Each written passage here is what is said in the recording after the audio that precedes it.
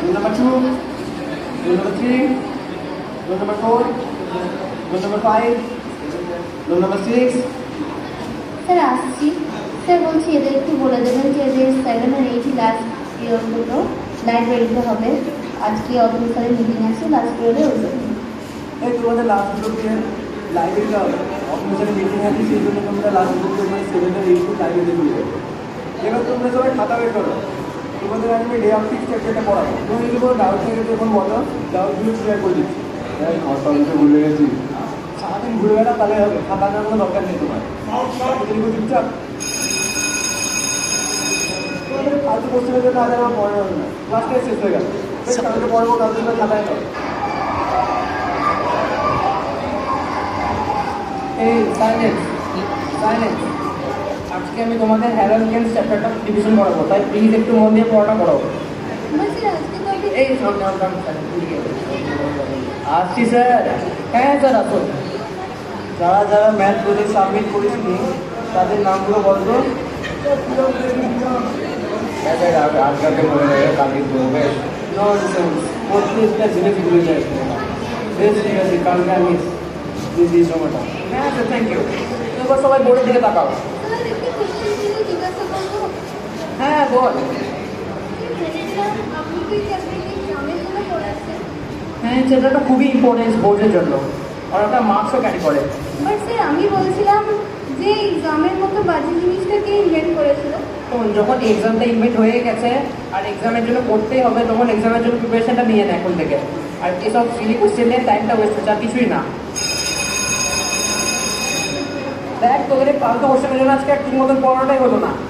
আজকে যেরকম পড়লাম সেরকম পড়া শেষ করে দিই, আর বাকিটা পড়ার দিন থেকে পড়াবো। Thank you everyone.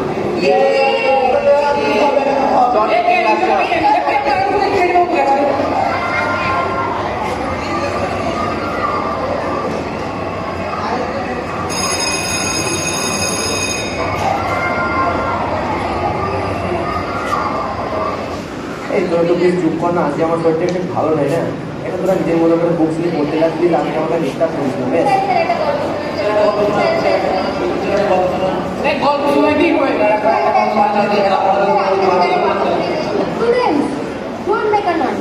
স্যার যা বলছেন চুপচাপ বই বার করে করো। আমি কিন্তু ক্লাসে ক্লাসে ক্লাস নিচ্ছি, কেউ একটাও কথা বলবে না।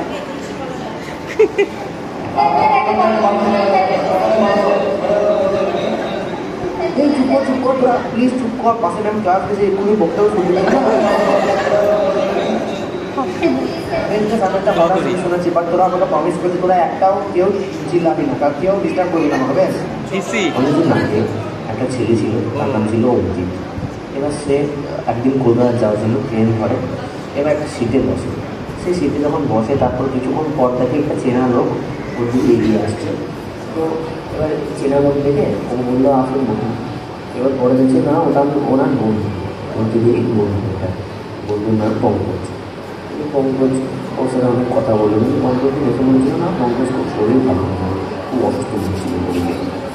তা ও বললো যে না কেমন আছো এই ঠিক আছে, অসুবিধা নেই, কিছু বললো। দিয়ে ওরা নিজেদের মধ্যে গল্প করতে লাগলো। দিয়ে এখন পঙ্কজের মানে স্টেশন এসে গেছে, সেজন্য নেমে পড়লো। স্যার আসবো? হ্যাঁ স্যার আসুন। এখানে বসছি, হ্যাঁ আমার ক্লাস ফাঁকা আছে। ও আচ্ছা, আপনার ফ্রি পিরিয়ড আছে?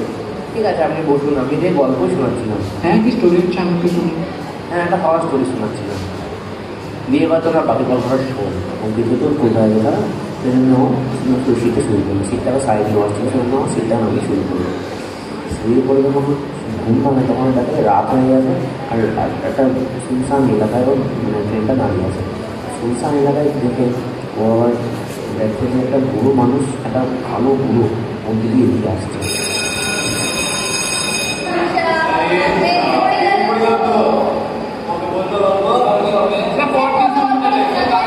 হ্যাঁ রে, শেষ করতে পারলাম না।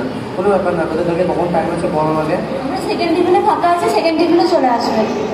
বেশ, তোরা যে বুকসগুলো নিয়েছিস সেই বুকগুলো ঠিক জায়গায় রেখে দে, অ্যান্ড তোরা চলে যা এখন। বাট এই স্টোরিটা কোনোদিন শেষ না।